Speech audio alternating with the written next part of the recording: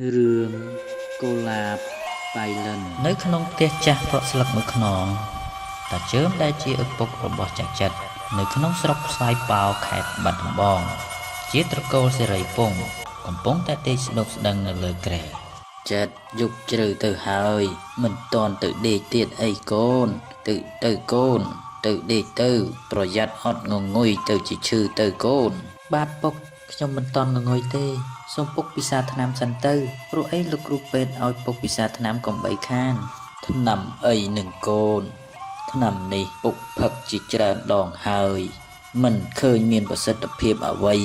ដែលអាចកាត់បន្ថយជំងឺរបស់ពុកបានទេពុកបានដឹងច្បាស់ណាស់ពុកសូមពុកកុំមានប្រសាសន៍បែបនេះអីលោកគ្រូពេទ្យសូមជួយមើលជំងឺឪពុករបស់ខ្ញុំផងហើយចិត្តលោកគ្រូពេទ្យហេតុអីក៏លោកគ្រូពេទ្យដកដង្ហើមធំហើយក៏ក្រវីក្បាលយ៉ាងនេះអាការៈលោកពុកខ្ញុំយ៉ាងម៉េចទៅលោកគ្រូពេទ្យចិត្តឯងមកនេះមកចាំខ្ញុំប្រាប់ឯងណាឪពុករបស់ខ្ញុំពិតជាមិនអីមែនទេលោកគ្រូពេទ្យជំងឺរបស់ឪពុកឯងឆ្លងមិនផុតពីយប់នេះទេ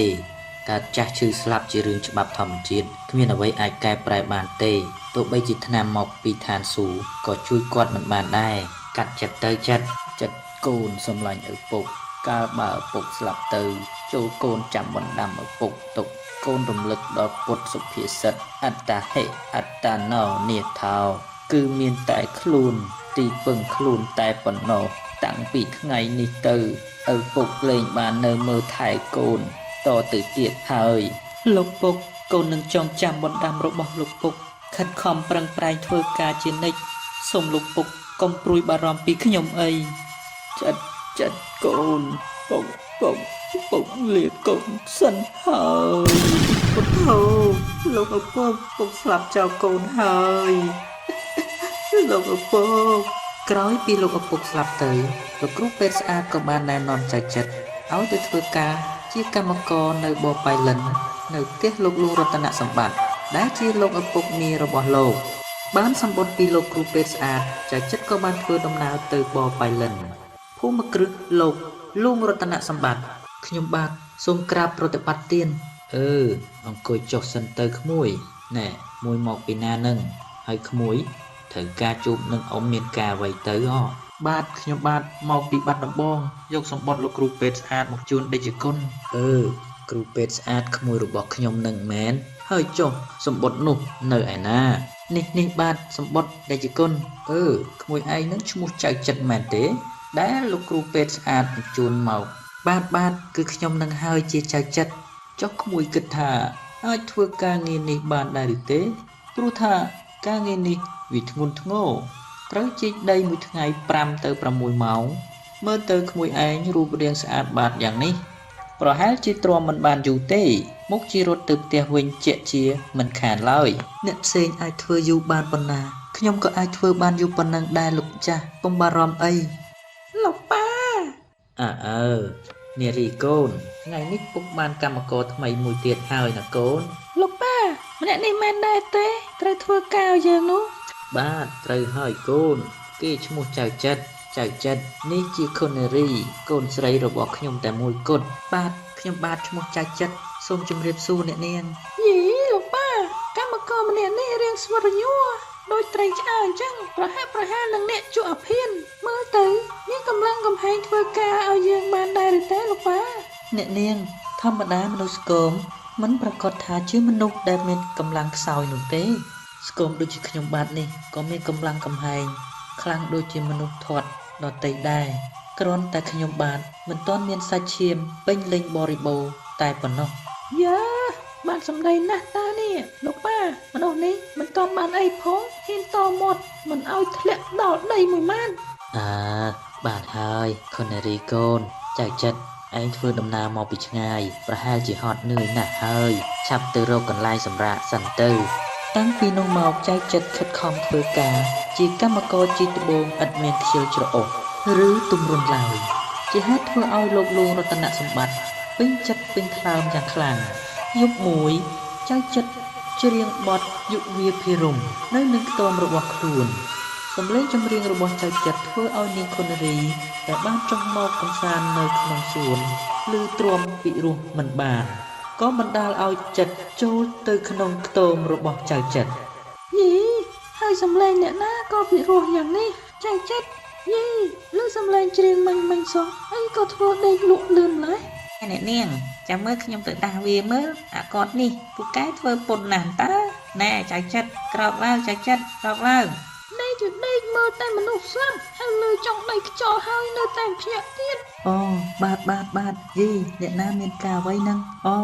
ខុនរីទេអីខ្ញុំរវល់តែដេកលក់មួយផាំងទៅមិនលឺខុនរីមកលេងដល់ផ្ទះបែបនេះខ្ញុំមានសេចក្តីត្រេកអរខ្លាំងណាស់អ្នកណាថាខ្ញុំមកលេងនឹងអ្នកឯងហើយនិយាយស្ដីឲ្យចេះប្រមាណខ្លួនផងឲ្យខ្ញុំសុំទោសផងចុះតែខ្ញុំនិយាយស្ដីទៅភ្លេចគិតថាខ្ញុំកំពុងតែនិយាយជាមួយចៅវាយនាយណែកុំបានសម្ដីពេកប្រយ័ត្នខ្លួនទៅខុនរីមានប្រសាសន៍អំពីអ្វីហ្នឹងខ្ញុំដូចជាមិនយល់ទេឬក៏អ្នកនាងអញ្ជើញមកពេលនេះគ្រាន់តែមករករឿងខ្ញុំមែនទេអ្នកណាថាខ្ញុំមករករឿងអ្នកឯងខ្ញុំមកស្ដាប់គេច្រៀងមិនបានមករករឿងអ្នកណាទេខុនរីមកស្ដាប់មនុស្សច្រៀងអ្នកណាជាអ្នកច្រៀងទៅចុះមិញអ្នកណាច្រៀងនៅទីនេះមិនបាច់ធ្វើជាមិនដឹងរឿងអីទេខ្ញុំពិតជាមិនដឹងមែនណាខុនរីចំណែកខ្ញុំបាននេះមិនបានដឹងអីទេកុំថាឡើយច្រៀងស្រែកយំក៏ខ្ញុំមិនចេះផងមនុស្សកុហកអំបញ្ញមិញខ្ញុំឮសំឡេងចេញពីទីនេះច្បាស់ណាស់ហើយនៅផ្ទះតូចរបស់ឯងគឺមានតែឯងម្នាក់ទេមែនទេបាទតែខ្ញុំបាទកំពុងតែដេកលក់ហើយមានមនុស្សដេកលក់ឯណាទៅច្រៀងកើតមនុស្សស្អីនិយាយពីលិចទៅកើតពីកើតទៅលិចនិយាយមិនចេះស្ដាប់គ្នាសោះអញ្ចឹងនោះអូបើខ្ញុំនិយាយមិនចេះស្ដាប់គ្នាចុះហេតុអ្វីក៏ខ្ញុំនិងខុនរីនិយាយគ្នាកើតហើយចង់និយាយគ្នាទៅខ្លាំងណាស់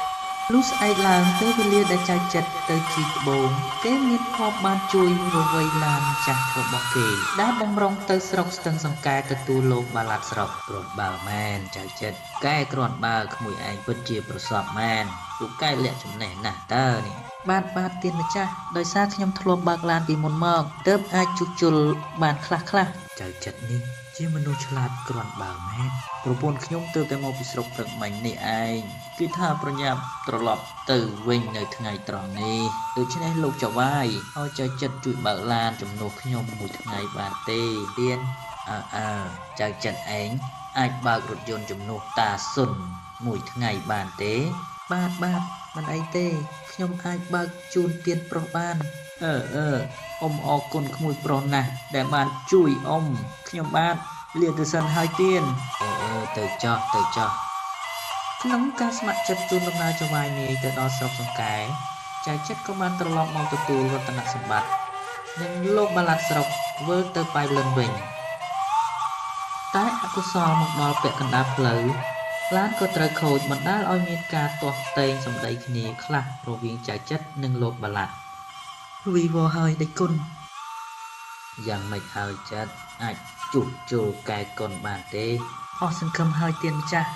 មិនអាចបន្តដំណើរទៅមុខទៀតបានទេព្រោះអីម៉ាស៊ីនវាខូចប៉ះពាល់ចំកន្លែងសំខាន់ម្ដងនេះស្រេចហើយមិនដឹងពេលណាបានទៅដល់ផ្ទះទេនេះណែហើយអាគាត់ឯងបើកឡានយ៉ាងម៉េចនឹងបានជាខូចអស់រលីងអញ្ចឹងខ្ញុំបាទបើកបរតាមធម្មតាលោកក៏បានឃើញនឹងភ្នែកដែរបើអាគាត់ឯងបើកឡានមិនចូលក្រឡុកមិញនោះទេវាក៏មិនខូចដល់ថ្នាក់នឹងដែរចុះលោកគិតថាខ្ញុំចង់បើកឡានឲ្យធ្លាក់ក្រឡុកនោះមែនដែរទេផ្លូវល្អកកោកចុះហេតុអ្វីក៏ឯងមិនបើកឲ្យត្រង់ផ្លូវទៅ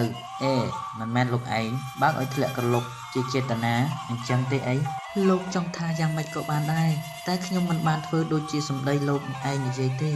បានហើយឈប់និយាយគ្នាទៅលោកបាឡាតនិយាយជជែកគ្នារកខុសត្រូវរៀងខ្លួនគ្មានបានប្រយោជន៍អ្វីឡើយមានតែការបង្កឲ្យឆ្លោះគ្នាមួយកម្រិតទៀតក្នុងការស្នាក់នៅកណ្ដាលព្រៃចៅចិត្តនិងចៅវាយស្រីក្រមុំនិយាយផ្ដោះផ្ដងគ្នារហូតយល់ចិត្តយល់ថ្លើមគ្នាខុនរីប្រហែលជាងងុយខ្លាំងណាស់ហើយឆាប់ទៅសម្រាកក្នុងឡានជាមួយលោកឪពុកទៅខ្ញុំបាទនៅយាមការមិនឲ្យមានអ្វីមកប៉ះពាល់ដល់ខុនរីឡើយចុះលោកមិនតន់ងងុយទេអីខ្ញុំមិនតន់ងងុយទេខុនរីទៅសម្រាកមុនសិនចុះ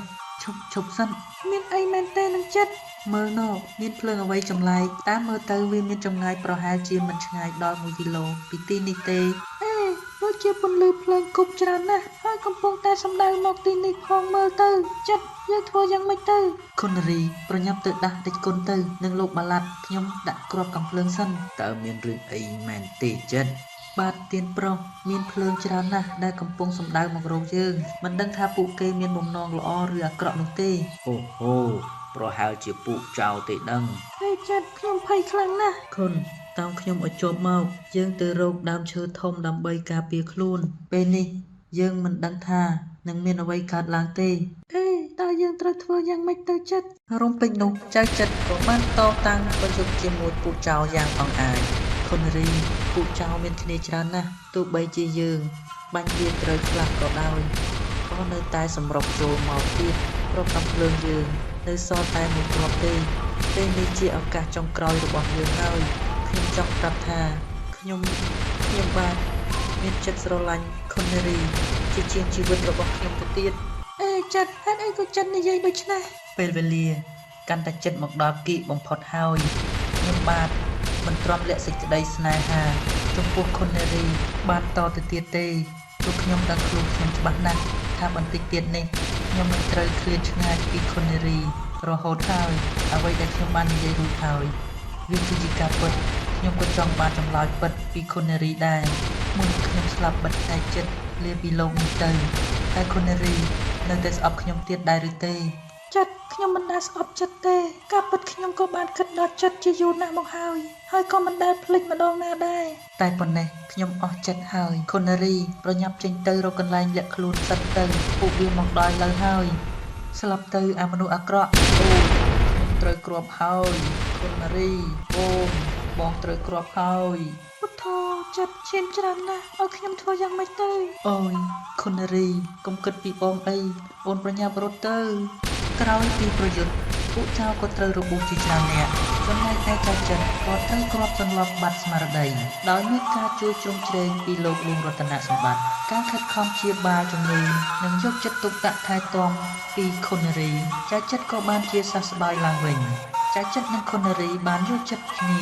ហើយស្រឡាញ់គ្នាកាន់តែខ្លាំងឡើងឯចរិតខ្មៅខ្មៃរបស់ខុនរីក៏សាបសូន្យក្នុងគ្រានោះដែរដោយសារគុណសម្បត្តិរបស់ចៅចិនលោកលួងរតនសម្បត្តិក៏បានតែងតាំងចិត្តឲ្យកាន់បញ្ជីមើលការខុសត្រូវត្រួតត្រាមើលត្បូងវិញម្ដងយីសំលេងឡានអ្នកណាគេមកនឹងបងចេញទៅមើលសិនអ្នកណាគេមកនឹងគឺបាឡាត់ស្រុកសង្កែហើយនឹងម្នាក់ទៀតមានមៀតធំបងមិនដែលស្គាល់ទេចុះគេមកមានការអីនឹងមិនក៏មិនទៅទទួលភ្ញៀវចំនួនមកប៉ាផងបងលោកបាឡាត់ស្រុកសង្កែបាននាំថៅកែផាន់ចូលមកដល់ផ្ទះលោកលួងរតនសម្បត្តិដើម្បីមករកទិញត្បូងសួស្ដីទៀនប្រុសមកនេះមានការអ្វីដែរទៀនប្រុសជំរាបសួរខុនរី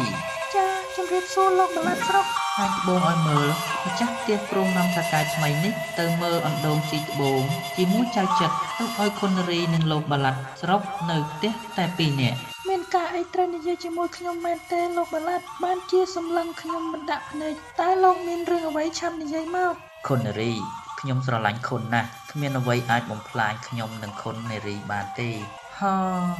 សម្ដីខ្ញុំវាប្លែកខ្លាំងណាស់ទៅមែនទេបានជាខុនហាក់បីដូចជាមិនពេញចិត្តនឹងខ្ញុំយ៉ាងនេះខ្ញុំគ្មានអ្វីត្រូវវែងញែកនោះទេការសំខាន់ខ្ញុំគ្រាន់តែចង់ឆ្លើយប្រាប់លោកបាឡាត់ថាខ្ញុំគ្មានចិត្តស្រឡាញ់លោកបាឡាត់បន្តិចណាឡើយពុទ្ធោខុនរីហេតុអីក៏ធ្វើដាក់ខ្ញុំយ៉ាងនេះមើលលោកបាឡាត់ក៏មកឈោពាំងមកខ្ញុំខុនរីមិនស្រឡាញ់ខ្ញុំក៏ព្រោះតែខុនរីមានអ្នកស្រឡាញ់ក្នុងចិត្តហើយមែនទេខ្ញុំគិតមិនខុសទេប្រកាសជាអាម៉ាស៊ីបើកឡាននោះហើយមែនទេលោកបាឡាត់ទោះបីជាចៅចិត្តគ្មានការងារជាបាឡាត់ដូចជាលោកតែគេមានគុណសម្បត្តិជាងលោកឆ្ងាយណាស់ចៅចិត្តជាសុភាពបុរសសមជាកូនប្រុសដើមទ្រូង5ហាទុយពីលោកមានយស័ក្តិមានប្រាក់តែលោកមិនអាចទិញអ្វីបានគ្រប់យ៉ាងនោះទេជាពិសេសសេចក្តីស្រឡាញ់ចាំឲ្យច្បាស់ទៅលោកបាឡាត់បើចង់ដឹងថាខ្ញុំជាមនុស្សបែបណាឬក្លាហានបែបណានោះខុននារីនឹងដឹងក្នុងពេលបន្តិចទៀតនេះលែងដៃស្ងប់លោកបាឡាត់លែងទៅលោកឯងនេះអាក្រក់ខ្លាំងណាស់អាក្រក់ជាងសត្វទៅទៀតយើងនឹងប្រដៅអាមនុស្សអាក្រក់ដូចជាឯងនេះឲ្យស្គាល់រសជាតិថាគេដាល់វានឹងទៅជាយ៉ាងម៉េច បានចៅចិត្តបានហើយលោកបាឡាត់មានរឿងអីបានជាក្ដុងក្ដាំងឮពេញផ្ទះបែបនឹងណាលោកប៉ាលោកបាឡាត់នេះវាគឺជាមនុស្សអាក្រក់ខ្លាំងណាស់គេបានចាប់បង្ខំខ្ញុំលោកប៉ាហេតុអីក៏លោកបាឡាត់ហ៊ានប្រព្រឹត្តអំពើព្រៃផ្សៃមិនចេះអៀនខ្មាស់ដូច្នេះខ្ញុំបាទសែបគប់លោកព្រោះខ្ញុំគិតថាលោកឯងជាមនុស្សល្អមិននឹកស្មានថាលោកជាមនុស្សអាក្រក់គំរក់បែបនេះសោះណែណែណាស់ហើយទៅចោះចាត់ទុកថាខ្ញុំមើលមនុស្សច្រឡំទៅចោះល្មមឈប់សែបគប់គ្នាជាប់គ្នាត្រឹមនេះទៅចោះបាទខ្ញុំបានជាខុសទៅហើយទៀនសូមលោកលើកលែងទោសឲ្យខ្ញុំម្ដងទៅចោះថ្ងៃក្រោយមិនឲ្យមានរឿងបែបនេះទៀតទេណាស់ហើយធ្វើខុសដឹងចេះទទួលកំហុសគឺល្អហើយតែយើងត្រូវតែផ្ដាច់ចំណងតាក់ទងគ្នានោះណកទ្វារប្រញាប់ចាក់ចេញទៅកុំមកជន់ទីនេះឲ្យយើងឃើញមុខទៀតក្នុងរាត្រីនោះវេលាដែលចៅចិត្តកំពុងបណ្ដែតអារម្មណ៍នៅក្នុងបន្ទប់ស្រាប់តែលើសំឡេងចោលចូលមកផ្លន់នៅក្នុងផ្ទះលោកលួងរតនសម្បត្តិណែពួកឯងចង់ធ្វើស្អីនឹងយើងមកសម្លេះតាកញ្ចាស់ឯងនឹងហើយយកទ្រព្យសម្បត្តិហើយធ្វើជាមហាសេដ្ឋីនឹងហើយមិនដឹងខ្យល់អីមែនតាកញ្ចាស់ឯងនេះយកទ្រព្យសម្បត្តិទៅលាក់នៅឯណាអស់ឆាប់យកចេញមកអត់ទេលោកខ្ញុំអត់ដឹងអីទេលោកក្រុមកម្មករតស៊ូនៅខាងក្រោមឯចៅចិត្តឡើងទៅលើផ្ទះជួបនឹងមេចៅយើងស្មានថាតែអ្នកណាតាមពិតអាចដង្កូវក្នុងសាច់ឯងនេះសោះចៅចិត្តប្រយុទ្ធគ្នាយ៉ាងយូរទីបំផុតអាចឲ្យមេចៅនោះចោះចាញ់បានចំណែកលោកបាឡាត់ស្រុកកំពុងចាប់នាងខុនរីក៏ត្រូវចៅចិត្តសម្លាប់បានទៀតគុណសម្បត្តិដ៏ច្រើនរបស់ចៅចិត្តធ្វើឲ្យលោកលួងរតនសម្បត្តិពេញចិត្តយ៉ាងខ្លាំងចិត្តអ្នកមានសេចក្តីស្មោះត្រង់យកជីវិតខ្លួនបដូរជួយខ្ញុំនឹងកូនស្រីពីរដងមកហើយសុទ្ធតែជាគ្រោះធំទៀតដល់ពេលដែលខ្ញុំត្រូវតបស្នងវិញខ្លះហើយឯងថាទៅមើលចង់បានអ្វីក៏ប្រាប់មកខ្ញុំនឹងប្រគល់ឲ្យឯងឃ្លាមមិនចាំបាច់ទេទៀនប្រុសខ្ញុំបានធ្វើគ្រប់យ៉ាងគឺមិនចង់បានអ្វីពីទៀនប្រុសនោះទេអំពើដែលខ្ញុំបានធ្វើនេះដោយក្តីកតញ្ញូចំពោះទៀនប្រុសណាស់ហើយមិនចាំបាច់និយាយវិវេអីទៀតទេខ្ញុំដឹងថាចិត្តឯងនិយាយមិនស្មោះត្រង់ទេកុំកុហកណែចាស់ចង់បានអ្វីនិយាយឲ្យត្រង់មកណែខ្ញុំចង់បានខុននារីមែនទេណែកុំភ័យហើយក៏កុំអរពេកខ្ញុំដឹងថាចិត្តឯងស្រឡាញ់ខុននារីហើយនារីក៏ពេញចិត្តនឹងឯងដែរខ្ញុំពេញចិត្តនឹងផ្សំគុំឲ្យឯងទាំងពីរនាក់ហើយកុំសូនសាញអីទៀតណាស់ហើយទៅសម្រាប់ចោះប៉ាហៅមកប្រាប់ត្រឹមរឿងប៉ុណ្ណឹងទេម្យ៉ាងដោយសារលោកលួងរតនសម្បត្តិមើលឃើញពីទឹកចិត្តស្មោះសររបស់ចៅចិត្តទៅលើខុននារីលោកលួងរតនសម្បត្តិក៏រៀបចំសំគុំខុននារីនិងចៅចិត្តជាស្វាមីភរិយាព្រមទាំងចែកចម្លែកទ្រព្យសម្បត្តិឲ្យអ្នកទាំងពីររស់នៅយ៉ាងសុខសាន្ត